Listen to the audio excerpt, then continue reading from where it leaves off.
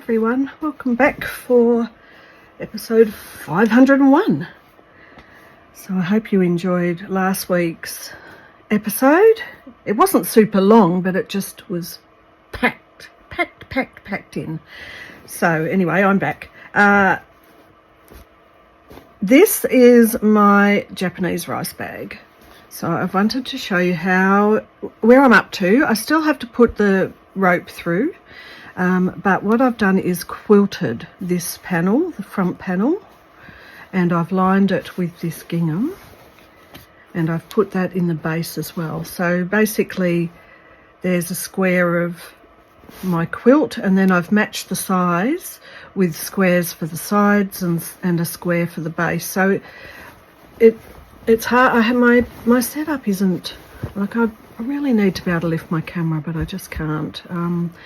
I've got to change my setup, I think. Anyway, I've got a new phone, so I also will see how we go with how it looks. So it's a large bag. It's a lot larger than I think a Japanese rice bag should be, but I think it's a perfect size for embroidery projects or woolen knitting. So that's what I'm going to use it for. Now, I wanted to do buttonholes, so proper with my machine, proper machine stitched. And the problem with that was that I obviously needed a special foot for my machine, and I couldn't get the buttonholes to work. So I could have just done them by hand, but I just think I'd like to keep doing this by machine. This is all hand done, and then you've got machine work. So that's where I'm up to, and I found this macrame, or macrame as some people say, rope at Spotlight, which is our kind of hobby lobby type of material store in Australia, and I thought that would go nicely with it. So when I've done the buttonholes, I've ordered one online. So it's a little plastic thing that apparently it's like a foot that you put on your machine. So I haven't used one before. I don't know how it's going to work. I don't know if my machine's going to work with it or not, but I'll give it a good go, that's for sure. So it should arrive in a few days, and if I haven't finished and uploaded this video, I'll add the results in at the end. I just had a little bit of show and tell. I been going out to Woodend to do some painting again. So a lot of stuff has happened. People will probably wonder, why did I disappear so suddenly over Christmas? What happened? Where did I go? And why didn't I finish my Roxy's project properly? Well, there was some personal stuff that happened that I can't be in the public eye when personal stuff that really upsets me happens. And so my way of doing things is to go off and sort myself out in private. And so I did. So I'm back fully now. I'm happy. And I wanted to share that out at Woodend, the little op shop there, which, by the way, over COVID was great to pop out to if I could, but over COVID they just slowly put up the prices of these sorts of things. So I think it was $6, which still that's not a huge amount, is it? But 100% cotton, made in China, so it's not like a little old lady made it, or maybe, I don't know. But anyway, this was beautiful, and I just loved this. You know, it's got this sort of wired tulle, and it's got the ribbon flowers, and I don't even think I'm going to cut this up or anything. I'm just going to love it. It might be if I have a big book cover, it might be a really good book cover. But I thought I'd share that with you. I think it was $6. Did I say that already? Probably. Anyway, it's that. All right, now let's get up to date with the Roxy's. Now, all right, so we'd finished the gate at the garden path. Now, here's my little scarecrow and a very tiny little greenish veggie patch. I wasn't really happy with how this worked out, so I'm going to do some other things. But here's my scarecrow. It's a little girl in a dress. She's not very scary. She's got flowers in her hair. She's not scary at all.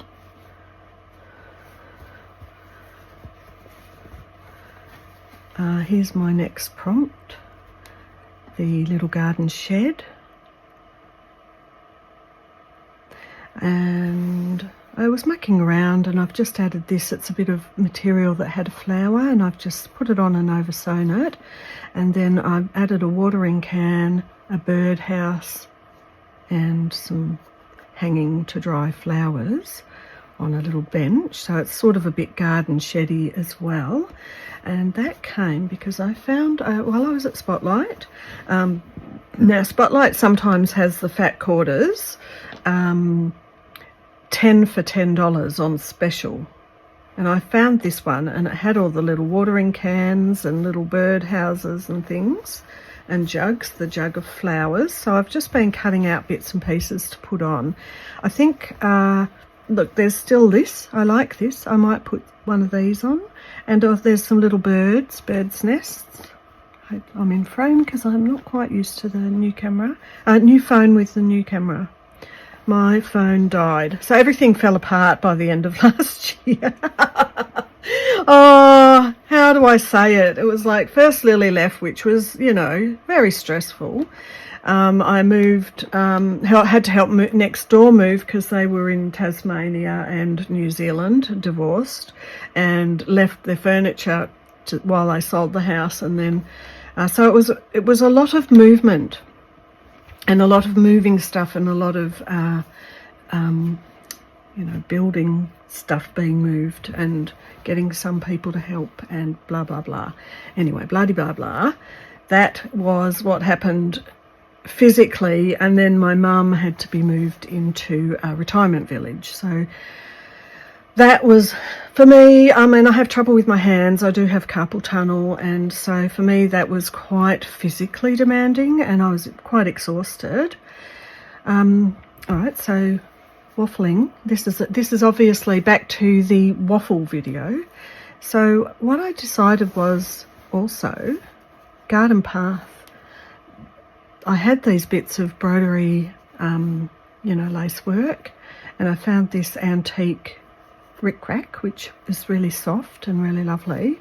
And I was putting them on and thinking, oh, I haven't really got a garden path, but by sewing above and below on both sides, it's created a pathway. And so I've been adding this in so that there is actually a pathway going through my piece. That's as far as I've got. I've been working backwards. So I'll be putting more of that throughout. So is it, oh, there's one up here. That will look like a funny path up there when the gate's down here. So that's what I'll be doing this week. That's my work for this week on that. Now the next thing, I did want to highlight, I'm going to do a similar format. It may still not be super long videos, but because everyone wants to watch everyone's video, we don't have time for watching 1,000 videos. Well, I do sometimes because I wake up sometimes very early in the day and then I get remember back in COVID, I would wake up at 3 or 4 a.m, do some crafting and some work, have a nap, get up, do some more, have a nap, do some more, and I felt like I had 3 days in one day. Well, it's not like that now. It was nice to have permission. Anyway, I went to my new local library and it's a new building and I got a library card and I borrowed some books and this is what I got. So because I'd make the Japanese bag, I thought it was really nice to get this bag book and have a look through. It's got some interesting designs. Some I probably wouldn't make that. These ones I think I could just make that from a pattern myself. But, you know, if you're interested in this design, you can have a look how that's made. Stars and Checks it's called. I was going to say I probably wouldn't make that one, but I really like this floral design. And up the back is all of the pictures and designs. So I might end up grabbing 1 or 2 of those that I really love and just doing a photocopy so I can trace it off. There it is. I quite like this. Right, let's just have a quick look through.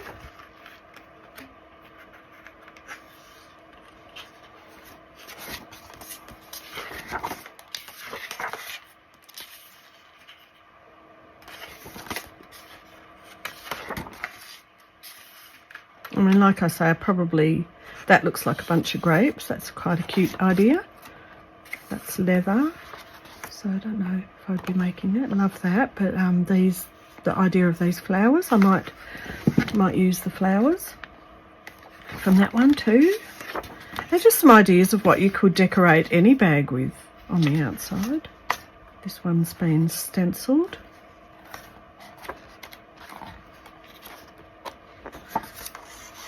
And even having a overnight bag pattern would be quite good. I'm not up with zips. I'm not really, as with most embroidery, even with sewing, if the sewing machine breaks, I don't know what to do, basically. It's just zips. I just haven't done them. A lot of what I'm doing on my channel has been stuff I've been learning. And so I readily admit that I don't always know what I'm talking about or doing. But I learn. I'm a good learner. I love this. I might make this, hopefully in frame. This little drawstring bag, I'm loving that. But this big one reminds me, there was a class using old tea towels on making a drawstring tea towel bag. And I've got an old tea towel that I found at the op shop that I'm hoping to use for a bag in a future project. And I love this one. This is a square that's been made, so this is a bit Japanese too. It says it's a children's bag, but I really like it, and I think I'm going to try that one. That could be perfect with a tea towel, actually. I'll try that one. And the bear is for children, and I love it. I still would probably make that for me. Easter bunny, lots of bunnies, nice patterns. So that's that book. That is called Marie Claire Ideas, Irresistible Bags. Now this book, How to Embroider Almost Every Cute Thing, is the cutest book ever.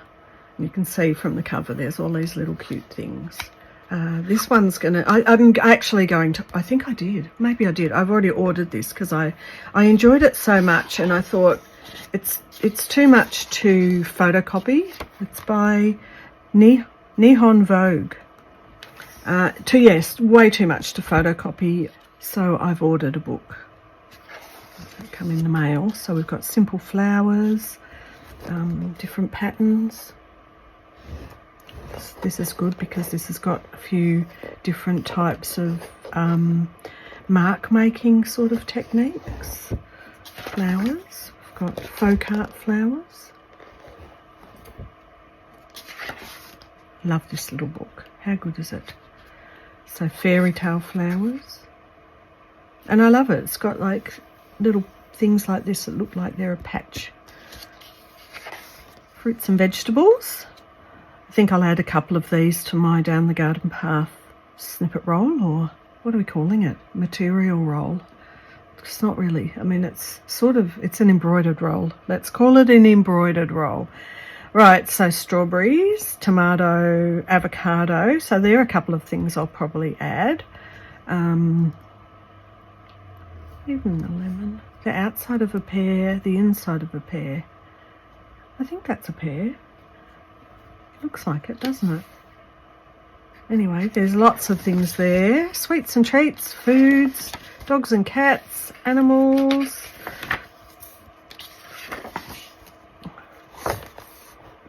Animal friends.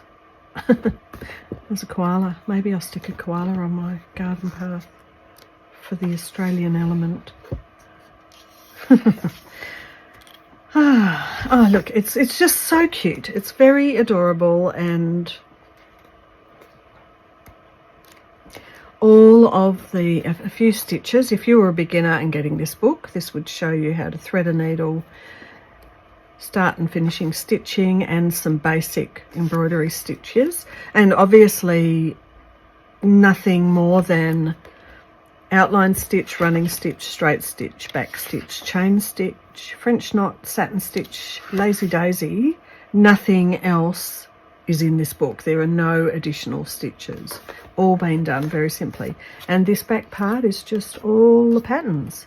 So a worthwhile book, definitely to order. Okay, so the project I'm going to be starting, this is inspired by Kristin Peterson. On Instagram it's Altered State Studio, and she's made little material pots, and many people are making them.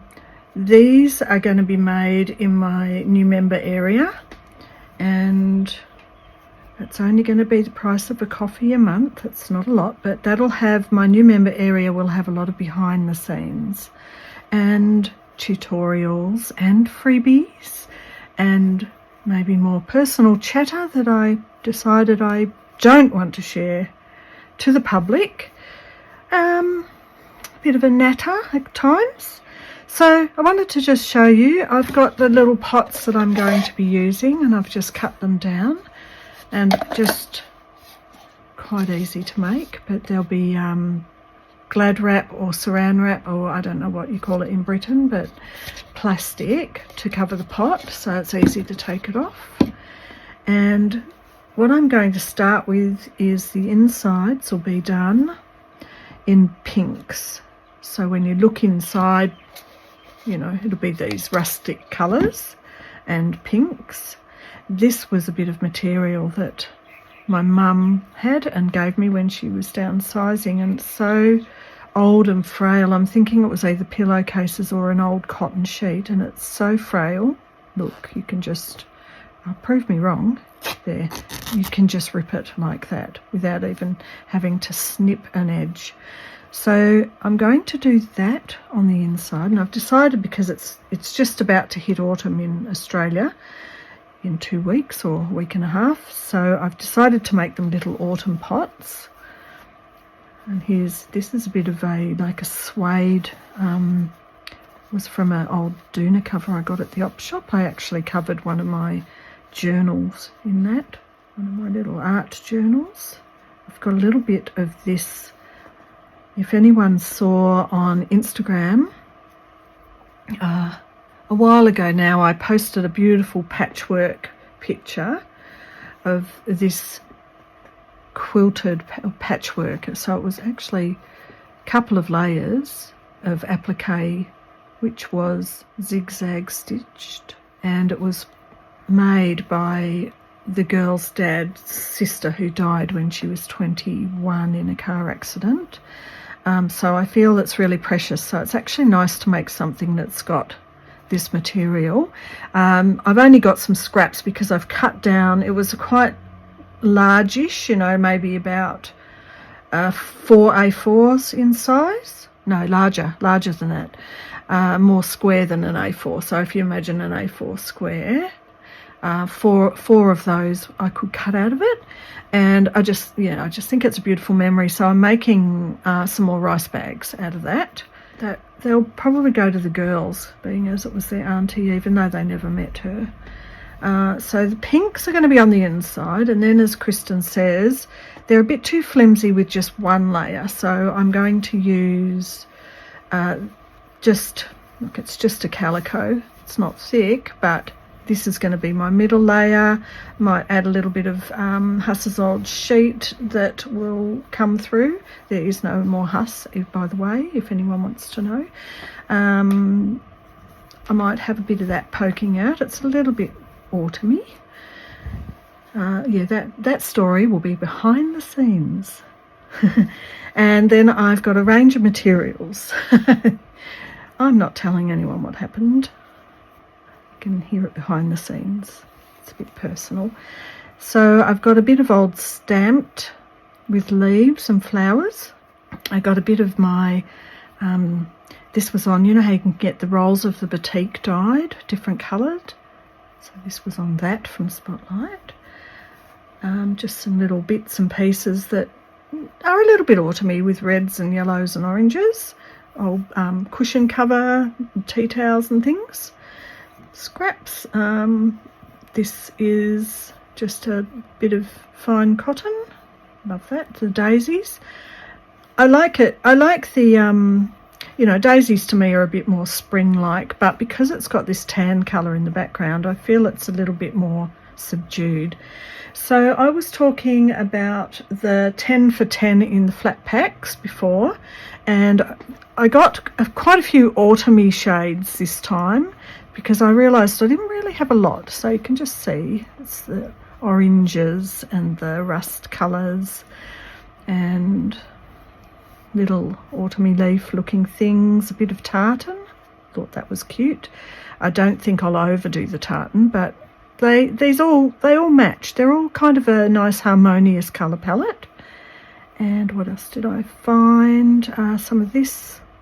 This is a bit brighter than the toned down autumns, but I still find this is very autumny, so I love that. So that's going in. A bit of lime green to give a bit of a pop.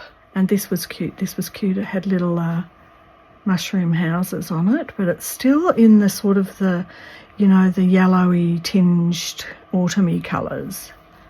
So it's actually like a little gnome Father Christmas, but I love it. I love these. And so I thought I might make sure on the outside there's just something like a little mushroom house. Okay, so, all right, I haven't done the buttonholes, but I think I will do them in the next one, because I'm still waiting for the post for the buttonhole maker thing. So I think I'm going to wrap it up here. As I say, I've got my little new membership that's now up and running, and it's called the RickRak Club. So if you'd like to come along and get some behind the scenes, a bit more information about what happened over Christmas, freebies, all sorts of things are going to be happening in the RickRak Club. And really, honestly, a coffee a month, not too much. So that's about it for today, and I will see you in the next one. Thanks for coming along. Thanks for the years of watching and all the support with your happy mail, your comments. Nice comments. I honestly find, even though I've had some time out and it's not been the best time over Christmas for me, the positive comments and the support in this community is absolutely amazing, and I am so grateful. I'm so grateful for everyone. Yes. All right. I won't get teary. I will say goodbye now. I will see you in the next one. Bye for now.